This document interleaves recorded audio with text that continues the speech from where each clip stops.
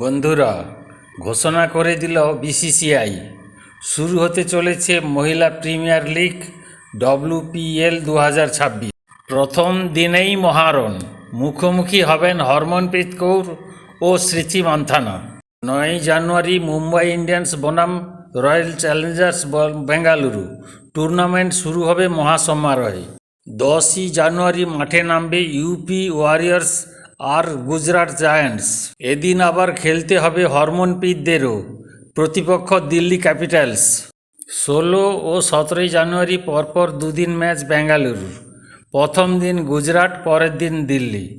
9 থেকে 17 জানুয়ারি প্রথম পর্যায় নবি মুম্বাইয়ে।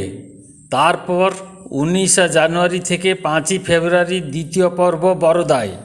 লিগে মোট 20টি ম্যাচ আর গোটা টুর্নামেন্টে 22টি।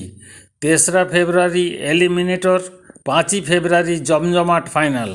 এবার WPL-এ দেখা যাবে মোট 277 জন ক্রিকেটারকে, যার মধ্যে 194 জন ভারতীয়। WPL 2026কে ঘিরে উত্তেজনা তুঙ্গে। ভিডিওটি ভালো লাগলে লাইক, শেয়ার ও সাবস্ক্রাইব করতে ভুলবেন না।